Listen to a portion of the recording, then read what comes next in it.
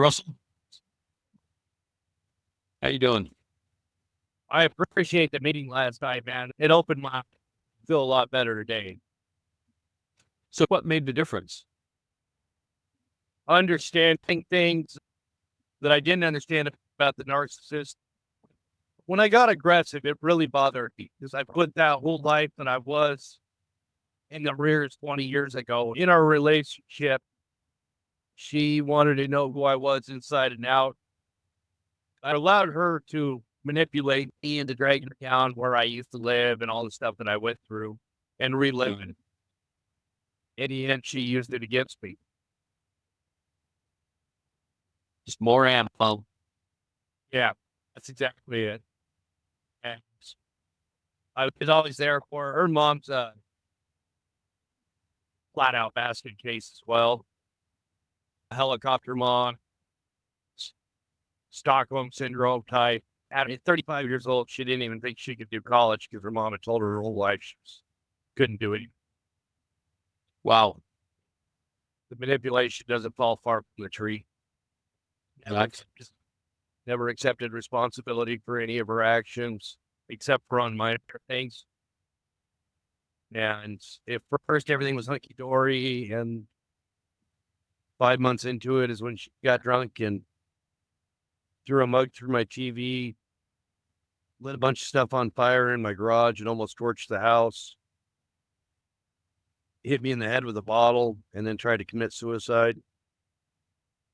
Didn't want to arrest him. I saw the PTSD coming on. Yeah. Every symptom was there, the blown pupils. She thought she was stuck in her past. She'd been held hostage in a house for 6 years and beat frequently, but now I understand why. Wow. So That's amazing.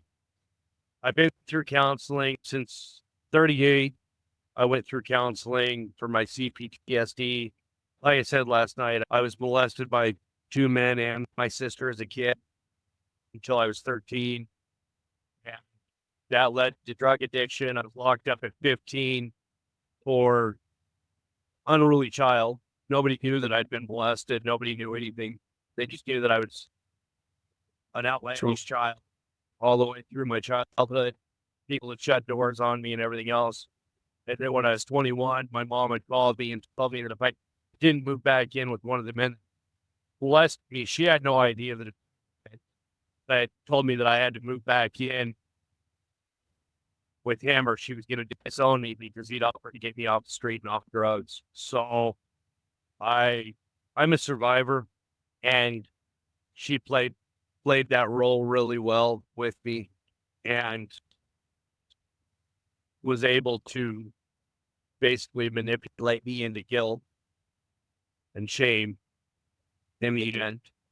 The last conversation I had with her is her mom found out that we were trying to reconcile, and 5 hours later mysteriously came up with paperwork that I'd been investigated as a pedophile, which isn't true, but that's that manipulation thing and gaslighting all over again. And at that point, I said, you know what, I'm done.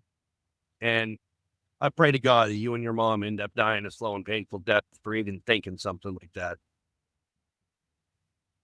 I'm sorry to laugh, but It is. It was. I mean, the whole situation is just unreal. And that's what's driven me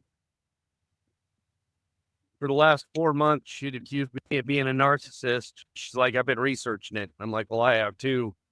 And considering that 3 of my friends are counselors and they want me to go to school for psychology, I think I got you beat a little bit.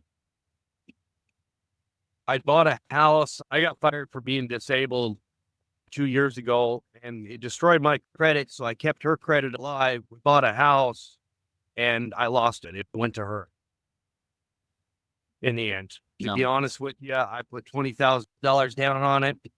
Now I'm filing bankruptcy and walking away with nothing but crazy thoughts and insane thoughts.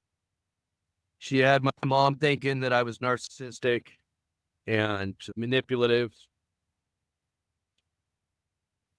There had been times where I caught her drinking after that incident. She had tried to commit suicide with her kid in the back seat, throwing my passenger door open at 60 miles an hour going down the road. Hit that probably 12 times in one night in the 30-minute ride home. Well, now I'm being controlling because I said, absolutely. I'm like, no, we could have a glass of champagne at midnight to celebrate us getting home and getting out of Washington, but I don't want you drunk.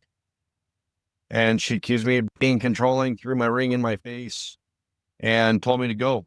So I got in my truck and left, and then she called me 20 minutes later begging me to come back.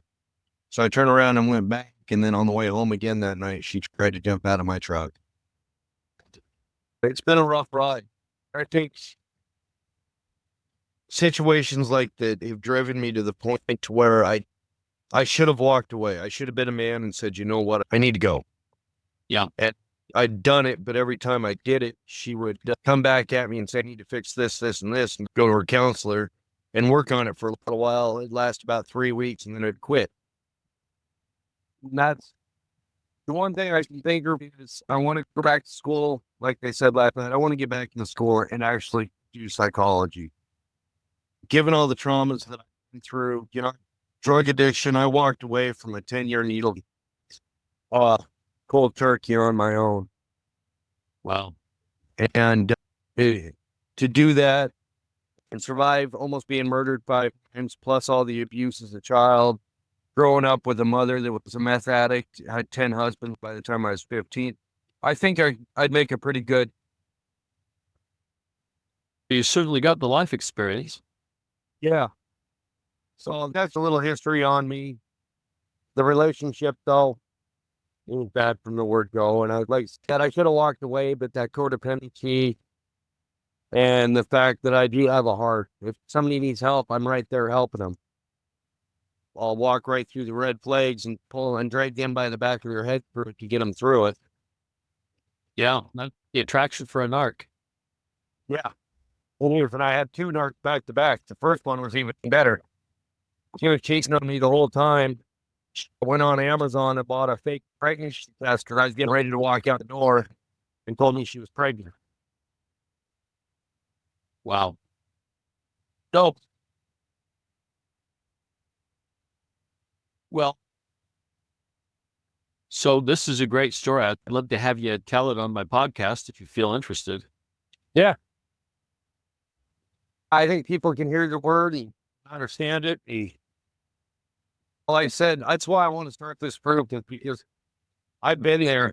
I've survived it. And there's a lot of people that don't think they can survive. You wrote in the first input thing that I had you do, I said, check your top 3 things, and you put panic attacks, anxiety, depression, and self-doubt. Where are you on those 4 things right now? Honestly, in the last week, my anxiety's gone down. My depression's there, but that's just because I just lost my house. I bought. Got some insecurities. That type of stuff. There's a lot going on all at once. It's a major hit. The depression, I can control it and I'm managing it. I was on Wellbutrin, but I don't like medication. The anxiety, it comes and goes. And the self-doubt, I have a lot of self-doubt anyways, given my past. I've worked through it. I've done EMDR. I'm about to do it again, or according to the counselor. The 2 relationships I had, it triggered a lot of it. And right now, I'm not ready for a relationship. I might be ready to go grab a cup of coffee and talk, but I'm nowhere near wanting anything serious, any commitments, anything like that. That what I do at the table right now would be excuse the way I put this, but a whole lot of horseshit for them until I work through what I've got to get through. Yeah. And it sucks, you spend 3 years with someone and here you are. Well, you got to start someplace. Well, how can I help you? I needed to know that I wasn't the narcissist in this relationship. There's something to get to a point where it's happened to you enough that you start doing it back to them just as a reflex, as a defense. It doesn't mean that you're a narcissist. it means that you're starting to stand up for yourself. And that, I mean, obviously it worked against you, so you try it against someone else. It does not mean that you're a narcissist. So here are the basic tests that I use. When people are wondering, am I the narcissist? There's really two big keys. One is, can you take accountability for your actions? And can you apologize? Now, a narcissist is capable of doing both during the love bombing stage. But once the love bombing stage is over, they are incapable of doing that. So you're past that stage. Are you capable of apologizing for bad behavior? Yeah. Are you willing to take accountability for your bad behavior? By definition, you cannot be a narcissist. Those are the two tests. So one of the things that people worry about is, all right, so I'm out of this relationship. I'm interested in having another relationship. How do I know I'm not getting into another narcissistic relationship? Every single person I've talked to who's come out of a narcissistic relationship, I ask this same question. Did you feel like there was something missing or something wrong when you first started your relationship? Every single one of them said yes. Their body, their intuition told them something doesn't match up. Something doesn't make sense. But the love bombing is so intense, you blow right through it. So learning to listen to your body is so important. So let's talk about boundaries. Most people who have giant hearts like you don't have a lot of boundaries. You want to help. You love people. You're open. You're willing to help. So you don't have many boundaries. When you feel something that says there's something not right about that, that is a boundary violation. Your body is telling you you have an instinctive, natural boundary that just got blown through. And I'm giving you the warning, this is a boundary violation. Well, you have to learn to say, that's my boundary. And when that happens, you have to go and name it. You have to state it to the person and say, I noticed that such and such. Let's say that they told you they never drink and you found that they were drinking. Oh, I saw that you were drinking. You never want to accuse them. You just point out the discrepancy and wait and listen to what they say. And here's what's going to happen. They're either going to say it's your fault, or they're going to lie like crazy, or they're going to blame it on someone else. They're just going to dissemble like that. If they do that, absolutely, massively, this is a narcissistic behavior. It doesn't mean they're a narcissist, but it's a narcissistic behavior. What they will not do is apologize or admit that it's true. You have to say, okay, I'm willing to give you another chance. But if they can't take accountability and they can't apologize, man, run right off the bat. And that's how you know early on. It's not always automatic in the beginning because they're great liars. And when they're love bombing you, they can sound actually contrite and like they're apologizing. It's fake apology, but sometimes it sounds real. That's how you can tell. I blew past the red flags. Yeah, I did it right time, and I got diagnosed. I did 10,000 hours of research. I spent 6 months on the couch watching videos and reading and figuring the stuff out to understand it is, I call PTSD a disease. It'll eventually change your body. It'll change your brain. It'll change you. And it's curable. So I refer to it as disease. He had done EMDR. I got in with him. And he told me, given the amount of trauma that I'd went through, I'd grown up to be a protector. And I think that's why that protection mode is hitting me all the time for not only myself, but the people around me. You don't want to get rid of that. That's a real blessing. That's a wonderful gift to have. What you want is a boundary that says when not to. You have to be able to choose. This is an appropriate place to have that, and this is not an appropriate place to have that. That's what you're looking for. And that's where my codependency's there. My codependency keeps straightening it back. I want him gone, but I don't have at 43 years old, I want to cry because I'm parenthood. I went through it with my ex-wife. He's an alcoholic. I went through it with the gal I dated before. I had dated with Sarah. I'm over it. Yeah. And that's my specialty. My specialty is breaking that codependency or that attachment. And it goes pretty fast. I use EFT tapping, which is similar to EMDR, and it's really powerful. how long would it take? It takes an hour, and I do it over the Zoom. How about as far as counseling goes? Do you do that? Do I do counseling? Yeah. Yeah. So I am not a talk therapist.